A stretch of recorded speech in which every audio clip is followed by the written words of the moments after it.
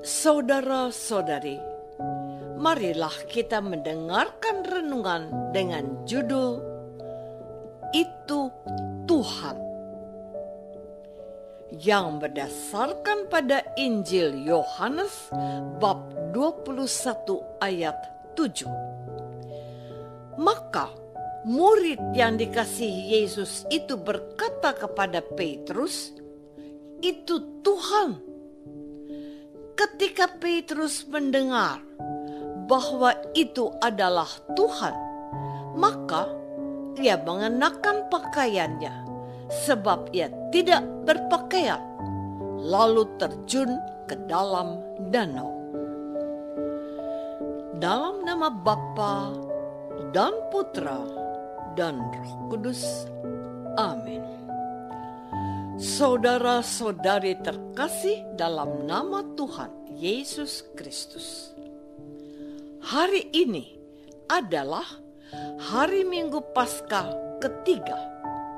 Bacaan Injil pada hari ini menceritakan bahwa Yesus menampakkan diri lagi kepada murid-muridnya yang sedang bersantai dan mungkin juga hendak mengingat kembali kenangan-kenangan pada masa lalu mereka sebagai nelayan di pantai Danau Tiberias, dan Yesus menampakkan diri sebagai berikut. Di pantai itu berkumpul Simon Petrus, Thomas yang disebut Didimus, Natanael dari Kana yang di Galilea, anak-anak Zebedius, dan 2 orang muridnya yang lain. Kata Simon Petrus kepada mereka, "Aku pergi menangkap ikan." Kata mereka kepadanya, "Kami pergi juga dengan engkau." Mereka berangkat lalu naik ke perahu. Tetapi malam itu mereka tidak menangkap apa-apa.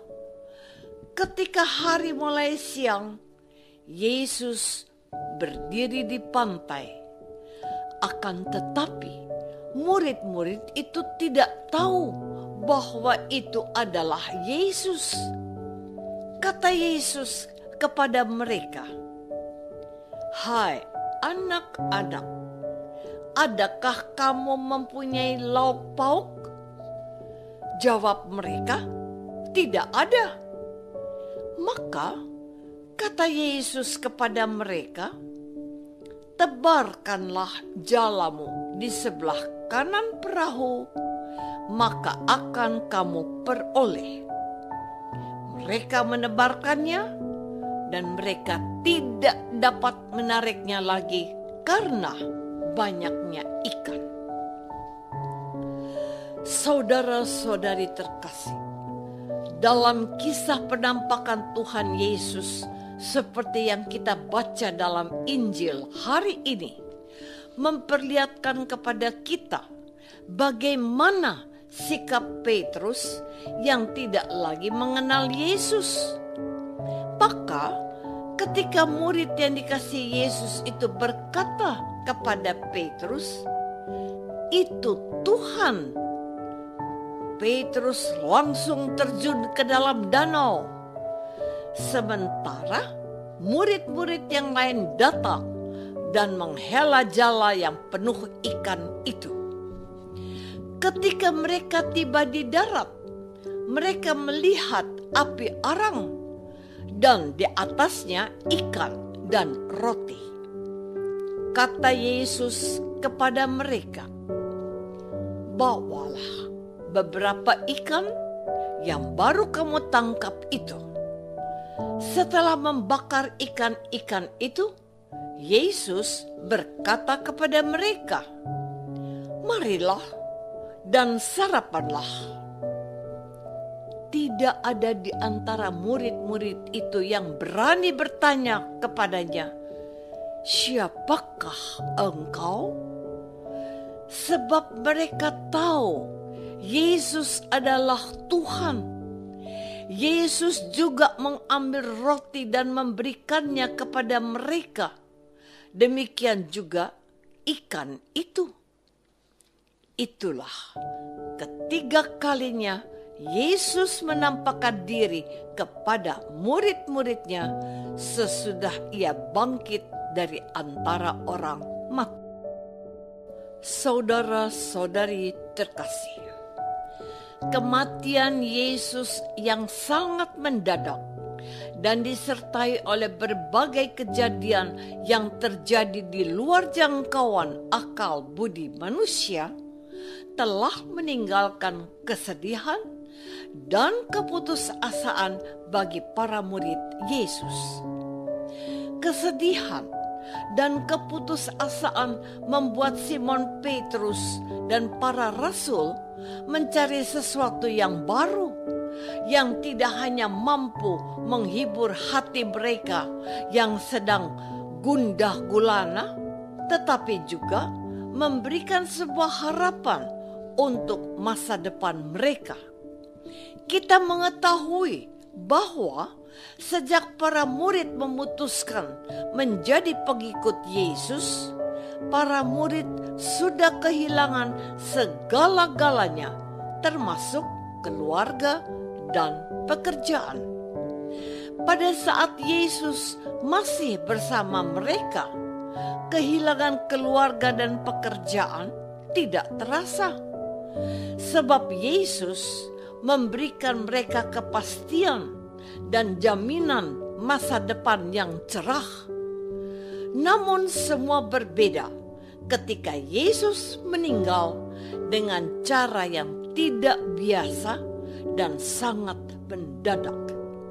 Karena itu, cara yang bisa mereka lakukan adalah kembali ke zaman dulu sebelum mengikuti Yesus, yakni nelayan. Menjadi nelayan tidak hanya menghibur hati yang sedih dan putus asa, namun juga bisa menjadi pegangan bagi mereka supaya tetap hidup. Selain itu, rasa sedih dan putus asa membuat para rasul tidak mampu melihat Tuhan. Saudara-saudari terkasih, yang sungguh menarik bagi kita adalah bahwa yang bisa mengenal dan melihat bahwa itu Tuhan justru murid Yesus yang paling muda. Petrus, sang pemimpin, dan mungkin dari segi usia termasuk yang paling tua, malahan tidak dapat melihat dan mengenal Yesus. Hal ini memberikan pemahaman dan kesadaran kepada kita bahwa orang-orang yang mampu melihat dan mengenal itu Tuhan tidak ditentukan oleh usia. Anak-anak, remaja, atau kaum muda kadang lebih peka untuk melihat kehadiran Allah dalam hidup mereka. Demikian pula karyawan, orang-orang bawahan atau asisten rumah tangga sekalipun bisa melihat dan mengenal itu Tuhan. Sementara pemimpin, atasan, bos-bos dan orang dewasa malahan tidak dapat melihat Tuhan. Oleh karena itu, diperlukan suatu sikap rendah hati dan kejernihan pikiran dan batin. Sebab Yesus pun pernah bersabda bahwa hanya orang yang suci hatinya dapat melihat Allah. Orang yang suci hatinya adalah orang-orang yang merasa dirinya bukan siapa-siapa, serta tidak merasa diri benar dan baik.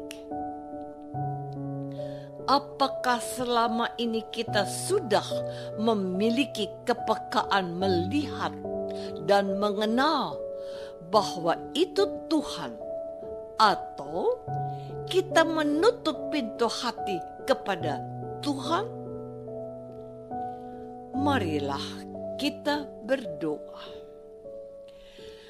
Tuhan Yesus Kristus, kami mohon ampun sebab terkadang kami tidak mampu melihat dan mengenal kehadiran-Mu, terutama saat kami sedih, putus asa dan marah.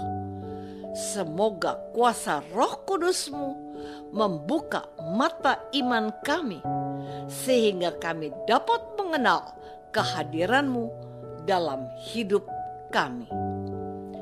Doa ini kami persembahkan dalam nama Yesus, Tuhan dan pengantara kami. Amin. Semoga kita semua selalu dinaungi dan dibimbing oleh berkat Allah yang Maha Kuasa. Dalam nama Bapa dan Putra dan Roh Kudus.